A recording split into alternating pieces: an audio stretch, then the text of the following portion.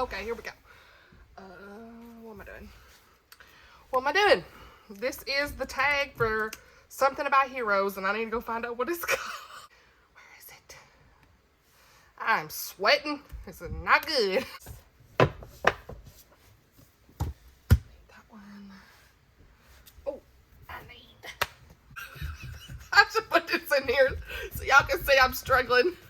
Come on. Ooh. Got it. Do not fall. Hey y'all, it's Amanda. Welcome back to my channel. So today I'm trying to get set up in this. This has been crazy. I need to put little clips in there for y'all to see it. But welcome back to my channel. If you're new here, welcome to my channel. I never say that. So yeah, if you're new here, welcome to my channel. I make bookish videos, book tags, vlogs for reading, and all kinds of crazy stuff. So hope you'll subscribe to my channel. Hit that subscribe button. Love to have you here on the channel. We have some great conversations in the comments. And today, as the title suggests, I am doing the, what's it called? That's how this is going to go. The All Kinds of Heroes tag. I was tagged by Celestria. I will link her below. She did this tag, and I think she's got the original tag. Who did this originally? Okay, so Laura A. Grace did this originally, so I will link her video below as well. That was from July of 2020. So, yeah, this is a fun tag. I think a lot of us are finding it hard. And I really did. This is a really challenging tag, so I had a lot of fun trying to figure out the answers to this. So, yeah, I've got my laptop because reasons I need this because I can't remember half of what I was trying to say. And not all of these will be Christian fiction answers. I'm fairly new to Christian fiction over the past 2 years, maybe 2 or 3 years. So I had a hard time finding Christian fiction answers for everyone. So some of these are just not, but some I did find. So some are Christian fiction and some are not, but I'll let you know if they're Christian fiction or not, and if they're clean and all that stuff. I know that's really important to a lot of you. So yeah, I'll make sure to mention that if they are or not. So yeah, we'll just go ahead and jump into the questions. Today is Saturday, May 21st. I've got my coffee. Let's go. So, because no video is complete without coffee, right? All right. In question number 1 is in the shadows. Quiet hero who is more in the shadows than in the spotlight. Yeah, so y'all, this one I took forever. This was the last question that I was answering when I was typing up my answers, and I just couldn't find one. I kept thinking and thinking, and I finally ended up with like 2. So, let me get some coffee here. Gotta get prepared. All right. And I realize I don't have the other book that I need, so pull that out. Okay.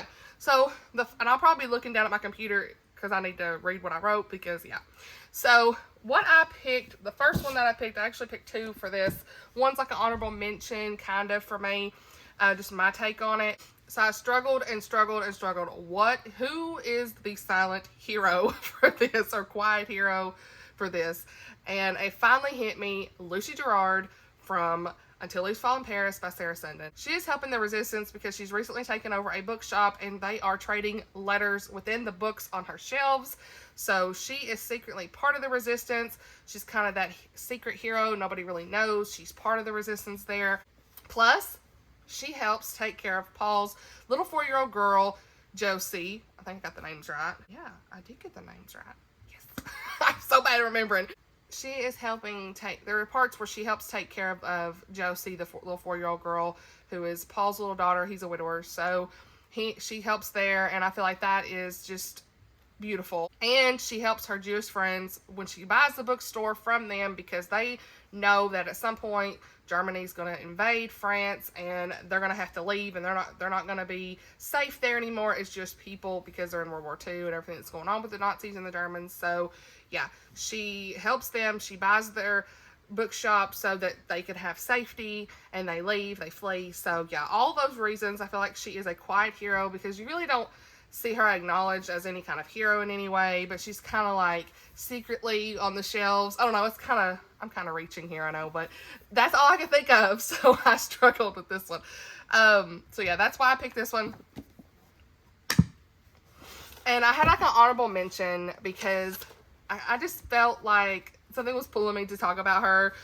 Nanny Faye from the Librarian of Boone's Hollow by Kim Vogel Sawyer. Y'all know I love this book. And I'm sorry, I said in a couple of my videos, I'm going to correct that because I wrote this in the comments, but Return to Boone's Hollow, I thought it was an ebook edition only. It is not. So there is a paperback. But for some reason, I thought it was only an ebook. So I'm sorry about that. But you can get a paperback copy if you want. I'll leave the link below for that book anyway, just so you can, if you want to get that. But yeah, so sorry, that was a side note there because that mistake I made. But yeah, Nanny Faye, I loved her character so much. She was treated poorly by others in this story, and her character is somewhat of a side character in this story. However, she really stands out to me as a hero to one of the main girls in here, just because that girl's going through such a hard situation in her family. And the way everything kind of comes about and comes full circle with Nanny Faye, and that character is beautiful. And she doesn't really have any friends or family, so she's hidden and kind of like in out of the way. You know, nobody really talks to her. They are all afraid of her for crazy reasons. So yeah, she's just by herself. So that's why I feel like she is one of those hidden heroes or quiet heroes, because she is just not really in the spotlight in any way. People are just trying to stay away from her. But every time she's with the main character, or anytime she's with that side character that she really helps come full circle, who treated her badly as well, it's just beautiful. And she's just the perfect example of a good Christian character. So yes, I love that. Love it, love it, love it. So yeah, I should have said probably before that obviously these two are Christian fiction answers, 100%. So yeah, that's what my answer was for that one. Sorry, I was a little long-winded. Number 2, I'm no hero who doesn't acknowledge being one. So I'm going to put, it's the ebook. I got this as an ARC last year, but I'm going to put the picture up. I think Rose from The Crown of Rosamund by Michelle Ashman Bell. This is a Christian fiction as well, I believe. There is some discussions of prayer, heaven, and God. So this was a Christian fiction that I read. It was one of my favorites of last year. This is set in the medieval time period. So she is on the run from those who want to try to take over and like get rid of her. There's people who want to take over the throne more than her. So she's on the run. She has to pretend to be a young boy, if I remember right, to try to hide. Because she's heir to the throne, and like I said, people are after her. That kind of traditional stories, a lot of times you see that in the medieval time period of girls supposed to be the throne, people try to hide and hide her, keep her safe, that kind of thing. And so she ends up growing throughout the story. There's a lot of growth, and in her character you see that she's always very loyal to people, and that she tries to help the people of the town that she lives in. And when she does finally, like, everything kind of comes full circle in her story, you just see that she really is the hero of the story, because she's just trying to help everyone and take over and do the right thing. And so I really appreciate that about her. So that was one that I thought of. And then I also think an honorable mention is Moria from A Dance in Donegal. I'll put the picture up here as well. She was treated very poorly by the people in the area when she first moves to Ireland to become a teacher in that area. And but she feels very moved by the Lord. It's a Christian fiction. She feels very moved by the Lord to help others. And even though, like, when you read the characters in the story, a lot of us are like, oh, I wouldn't want to, you're not moved to want to help that person. But she completely is just doing with the work the way that the Lord encourages her to in her heart. So yes, beautiful character. I feel like she definitely would not acknowledge herself as a hero in any way, but I think she deserves to be called one. So that's my answer. And yes, both of those are Christian fiction. So I was glad to find some Christian fiction answers for that.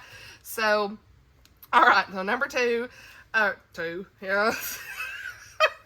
I need some coffee. We already did number 2. Okay, hold on a sec. My cat's trying to get in the bedroom here. Number three, not number 2, is Weak in the Knees, a swoon-worthy hero. Alright, I'm going to have to give you 2 answers here too. Sorry, I know you're not supposed to give 2 answers, but it is what it is. So, Christian fiction answer, Stay With Me, Becky Wade. I just finished it this month. Can't wait to talk about it in my wrap-up with y'all, but I did a vlog, and I'll link it up here if you haven't seen it. But I had some of my emotions at the end of that vlog, so make sure you check that out. But Sam Turner, y'all, I just feel, I loved him. I feel like he was such a sweet character, a great guy, and he did everything he could to help Jen just overcome her opioid addiction. And I love seeing the journey between the two characters and their connections. So yeah, loved it. Even when she was like in like the little things, when she would, because she's a Bible study teacher. She writes Bible studies, I guess. So even when she had like a big crowd of people around her because she's famous for Bible studies, he was like trying to like help assess the situation and help her get out of that if she needed to. So there were just so many little things. He'd bring her groceries. Y'all already know I talked about the groceries. I was like dying about the groceries. And then he would like bring her supplies when she first moved into the cottage and all this, just all these things. And to me, that was like, to me, anybody that has an opioid addiction needs that person. And I just really appreciate his character. I think it was just wonderfully done, and he is swoon-worthy to me. I do have to give a non-Christian fiction answer because he is the ultimate swoon-worthy character in any book for me, and that is Jamie Fraser from Outlander. 100% forever. I'm sorry. He is always protecting his family and Claire, the people he loves, his clan. He's all in the Scottish Highlands, so back in like the 1700s. So he's always protecting people. And they're always so loyal back then anyway. So no matter what, and he's just the most ultimate swoon-worthy character hero for me. So yeah, I had to put that in there. So number 4, Hate to Love. Hero you disliked in the beginning, but loved in the end. I had a hard time with this, because a lot of times if someone's a hero, I usually like them the whole time. But I said Spencer from Skyward by Brandon Sanderson. I'll put the picture up here because I listen to those on audio all the time. So I don't really have a whole lot to say. I wasn't really crazy about her at the beginning, but she grew on me throughout the whole story, and by the end, I really enjoyed her. I felt like she did everything to help her friends, and she was always ready to just jump right in and get on her ship and go into battle, and that's one thing I really liked about her, and I would consider her like a sacrificial friend. Mbot in the story, she was always like, where is he? She even cared about him, and he was like a robot that she felt like had real feelings, and, you know, no matter what, she was always there for him. So yeah, I would say she would be one that at first I was like, I don't know if I like her, but by the end I loved her. So yeah. Coffee break. Y'all can't even see my cup. Look at that. I'm not doing good. Okay, so what's next? Number 5, inspire to action. A hero who has inspired you to make a difference in the real world. So Celestria said that Casey from If I Run, and I do have that book. I'm going to show y'all. Casey from If I Run, y'all have talked a lot about this. It's one of my favorites of the year. She's, I definitely agree with her. I have my own answer, but I was going to just steal her answer. But I just want to mention it too because I definitely agree with her. She's 100% right. I'll link her video below too. I don't know if I said that already, but y'all can check it out. But because she was like a total sacrificial friend. She made a difference in so many people along her journey, just in their life. She made such a difference in their life along the journey when she was on the run from a crime she didn't commit, that kind of thing. So she would like go out of her way to help people. Made a big difference. But I do have one that I finished this week. So I had her down, but I wanted to talk about this. Long Way Home by Lynn Austin. It comes out June 21st, I believe. I got this arc from Tyndale House Publishers, and I'm so thankful that they gave me this to read and review. I honestly really loved it. I finished it this week. It's just a great historical fiction. If you like historical fiction, I know a lot of times people don't really, I had some comments that mentioned that they're not really a big romance plot. This book did not have a big romance plot. It was a very undertone. There's a little bit of a romance throughout. You know, there's romance sprinkled in throughout the historical portions, but that's not the main point of the story. So, and I'll talk more about it in my wrap up, but this story is a dual timeline Christian historical fiction. It's very heavy on the historical side because we get a lot of details from World War II about the Holocaust and what the Jewish people had to endure. It was a very important read. I think it's so important to read this. Just a lot of reminders of what they had to go through with Hitler and just in the war in World War II. It was so horrible. And we have a lot of details from the concentration camps. So just a side note about this story, it's a really important read, I felt like. But you've got two perspectives. You've got Gisela, who she actually is in the war, and you get a lot of that there. But then you've got Peggy, who is a young woman, which I guess Gisela could definitely be considered a hero who made a difference as well, because she's a nurse and she's helping people throughout the whole story. But then you have Peggy, and she's a young woman who is trying to help Jimmy, who is trying to recover from his PTSD in the war, which I'm sure you don't fully recover, but he's trying to get through that. He's in the VA hospital, and it's just a really rough situation. And so she is actually taking all the notes, doing everything she can, taking all the notes from his possessions, his belongings, and trying to find his old war buddies. And she's just trying to contact them, say, hey, come visit Jimmy. He's in the hospital. He's not doing too good. Can you please come so we can try to help? She takes her dog up there because he loved the dog. Just all the little things that she was doing, she made such a difference in his life. And so she's also one of the friends of Jimmy is named Joe, and he's also struggling with some PTSD and nightmares at night and things. And so she even goes out of her way to try to help him. It's just wonderful. So there's so many things that she went out of her way, and there's even another war buddy, I think she was helping him as well. I think he was a pastor. Like, it's just, she gives advice, and she's always there to talk to someone, and she doubts herself the whole time. Bless her heart. She's just so wonderful. And she had a hard time where, like, her mother had passed away at the very beginning of the story. You learn that. And so she's had a hard life with her dad, and she lives with her dad and his girlfriend, and they're, like, not that great to her. So, yeah, she really inspired me to, like, always be there for your friends and to make a difference. And you can always make a difference in this world, no matter what you're thinking about yourself. You always make a difference. And so she was the ultimate character for me on that. I just loved it. So, all right, more coffee. All right, y'all.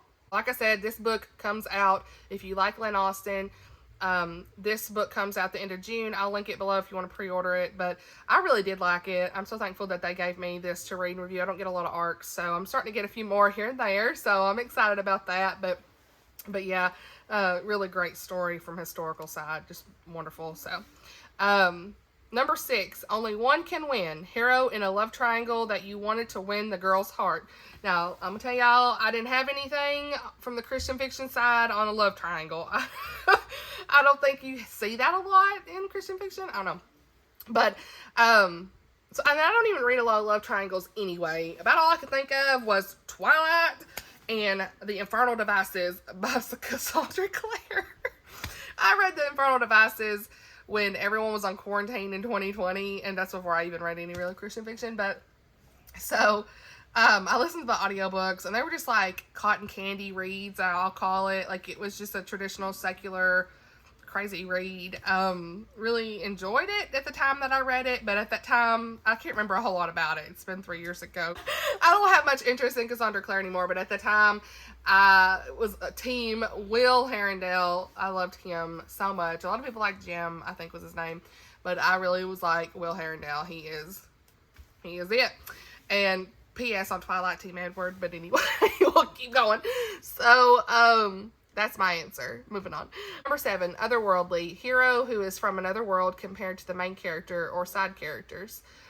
Boy, this was hard. I did not have an answer for this. I was like, what is this? And I know what I'm about to say is not 100% to what this question is asking, but I'm going to say it.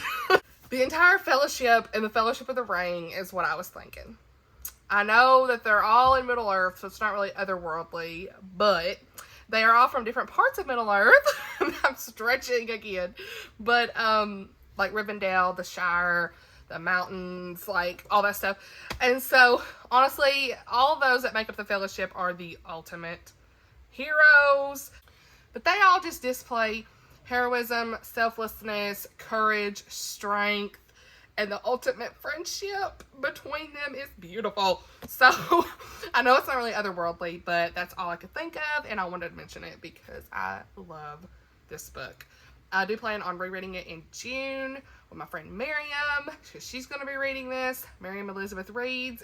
So, if you don't followed her, I'll link her below, but yeah, I do. Y'all know I mentioned the audiobook, so that's what I'm going to be listening to in June.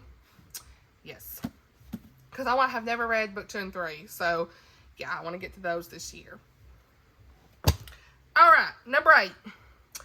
I'll think about it. Reluctant hero to walk the path asked or required of them. So, another Tolkien. I said the same thing as Celestria when I think of reluctant hero, the only one I can think about is Bilbo Baggins. I love this book. Like, the poor guy is just hanging out in this little hobbit hole, and all these dwarves just start showing up, and I can't remember if this was in the book or not, but I can remember in the movie when he's like doubting what they want to do, and like they're trying to get him to help. Gandalf and all of them are trying to get him to help on their journey and their quest, and he's like, "You've got the wrong hobbit." And then the next morning he's like running out the door like, "Wait for me!" So yeah, Bilbo Baggins, 100%. Yes, I'm saying I'm copying her answer because he is the ultimate, like, at the beginning, reluctant hero, but he is amazing. So yeah, I love him. So number 9, no danger for you, a hero you want to protect at all costs. I have 2 answers here again. I just finished reading this arc that I had from Crossway. The book's out now if you're interested, so I'll link it below. But The Dragon and the Stone, the second book I think comes out in August. But this was a really fun, newly published middle grade story published by Crossway, like I said. So Crossway is obviously a Christian publisher, and I had a lot of fun reading this, y'all. It was so much fun. I gave it 4 stars. I'll talk about it more in my wrap up. But yeah, so this is about a girl who's a 12-year-old girl named Lily who is lonely. She's bullied, and her father is presumed dead, so she's going through a lot of hard things. And then all of a sudden she finds like this necklace stone, and she's transported to this magical fantasy world, and she embarks on these epic quests with her dragon friend. And this little dragon, y'all, on the cover, I'm telling you, look how little he is. He is so cute. But the hero to me in this story is Cedric the dragon. I loved him so much. He was so funny, and he was like almost like British, you could tell. Just the way that they used the terms he used. I just trying to remember the words. But anyway, I could tell they were trying to make him like he's British. And so he helped her the entire way, and I was very protective of him. I was like, we got to protect this guy, this little dragon. He is just wonderful, such a sweet little bean. We got to protect him at all costs. So yeah, I loved him, and he helped her throughout the whole quest, and y'all gotta read this book, it's so good. This gave off major Middle Earth and Narnia vibes, and so I can't wait to talk about it in my wrap up. But yeah, and I'm really thankful that Crossway provided me with this arc, because it just in the feels. I love the story. So yeah, I can't wait to read book 2 when it comes out in August. I'm pretty sure it said August on Goodreads, so sorry if that's wrong, but that's what I saw there. But and then before I go on to the next answer, I have to say again, this is not a Christian fiction or clean, but like I said, Outlander, I have to protect Jamie and Claire at all costs. They are the ultimate heroes and heroine. I want to protect them. They must never die, ever. So after 9 books and a 10th to come, they cannot leave this story. They've all about died how many times now? They are the ultimate. We got to protect them all the time. So yeah, I just have to say that to be funny, but it's the truth. So number 10, not always kind, a hero who's rough around the edges. This is not a Christian fiction answer, because I just really struggled. I couldn't find one. And so the only one I could come up with was Geralt of Rivia from the Witcher. I'm struggling. The Witcher. Me and my husband do like The Witcher. We watch it on Netflix. And I have read the first book here, so I can say that for this. And my husband loves PC gaming, and I used to PC game with him too, but I don't do that anymore. But he loves PC gaming, and he's played the game. So yeah, I have read the first book, which is The Last Wish, and it's like all these different short stories, and you learn kind of like an introduction to Geralt. And yeah, he is a character that basically kills monsters in the world.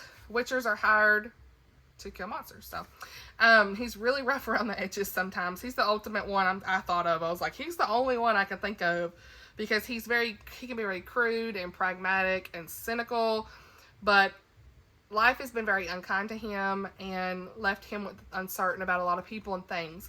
So there are a lot of times that I see redemption in his character in the story and in the show, and where he shows mercy to others, and he always wants to do the right thing. And that's why I call him a hero, because he's very protective of people that he cares about, whether he shows it 100% or not. So yeah, anybody that has read this, I think you know what I'm talking about. But if anyone who meets him right off, he's definitely rough around the edges, like especially with the bard. He's always like, yes, girl, what are you doing? So, I mean, I think that's how you say his name. Which in the book, he's like a different name. Dandelion or something? I don't know. Anyway, yeah, so he's the one non-Christian book, not claimed, just so you're aware, but he's the only one that I could think of because reasons. So, all right, that's it. So, tag someone. I'm going to tag Miriam from Miriam Elizabeth Reads, Caitlin from Pride and Paperback, Oshina from Oshina Gotta Read Them All. I'd love to know some of her romance ones because I think that can be kind of hard sometimes, but yeah, and do not feel pressured to do this, y'all. If I know this was really hard. I about was like, I don't even know what I'm gonna pick. And then Lindsay from the blog Books for Christian Girls. She reads only Christian books, and I would love to know more Christian answers to this. So definitely, those are the ones that I am going to tag. And we've also had, I'm going to link some of the ones I know who have done this so far. I think Holly from Love a Day with Holly was going to do this. Who did Celestia tag? Let me see. She tagged Love a Day with Holly, Paperbacks and Ponytails. Her video's already out. I'll link hers below too. Pretty Little Paperbacks. Her video's already out at this time. And then Christian Faith and Fiction. That's Lou. So, yeah, I will link all that stuff below. I'll link a bunch of stuff below so y'all can check it out. This was a really fun tag, and I'm glad that I actually had mostly Christian fiction answers here, but some I just couldn't find for some of them. But yeah, I hope y'all enjoyed that. Now that we're at the end of this, I'm going to do a quick reading update of the books that I need to finish the rest of this month, y'all. I have borrowed The Baxters, which is a prequel for the Baxters. I've never read anything of the Baxters, so this Goodreads made it sound like I could read this one first. So I borrowed this from the library. It's a new release, Karen Kingsbury. I need to read that. I don't know if it'll be May or early June, but I can't remember when it's due back. But Pride and Prejudice, I started this and then I put it back down. So y'all, cheer me on. I've got to read this. Julie Klassen, The Bridge to Belle Island. I've got to read this for the Christian Fiction Readathon. I'm thinking about doing a weekend vlog where I read these two books together next weekend, or this weekend, and Love and A Little White Lie. So I'm thinking about where I do a weekend vlog where I'm reading these two. Maybe I'll start it Thursday or Friday. I don't know, because I won't be able to read both in 2 days. So yeah, I've definitely got to get these done for the Christian Fiction Readathon. I'm also reading some ARCs right now. One is A Forever Summer by Havilah McClatt. Sorry if I'm saying that last name wrong, but this is her first novel, I believe. So it's a clean romance, and she is on Instagram. I'll link her below too. But I am reading her book. I think her book comes out in June. So yeah, I started it yesterday, and I'm already liking the intro pretty good. So, and then yeah, I think I did get the Lightfall book 2 from my library. It finally came in. I really want to finish that. That was like a graphic novel. I really enjoyed that. Oh, can't forget this. Death on the Nile by Agatha Christie. I said I was going to read this month. I got to read it. Ooh. So like priority wise, just so y'all know. So like I said, today's May 21st, so I'm running out of days. But these two have to be read for the Christian Fiction Readathon. This one is a library book. I probably need to read it. And then these two are my last priorities. I'd rather pick this one up before this one. So, yeah, that's kind of where I'm at. And, well, the ebook is also priority because it's an ARC and I want to go ahead and get it done. But physical books, that's what I meant there. So, yeah, that's where I'm at with reading. And I still got so much to read. But I've done pretty good so far this month. So, yeah, I'm excited. I can't wait to film my wrap-up. So, and I will have a birthday book haul video that comes out towards the end of the week. Maybe Thursday or Friday. So, depends. I just kind of randomly put stuff up. I don't know. I don't really have a schedule. So, yeah. I hope y'all enjoyed this video. I'm probably rambling long enough. Thank you all for watching.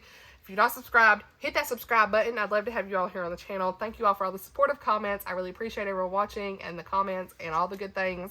So, yeah. I will see you all in the next one. Bye, y'all.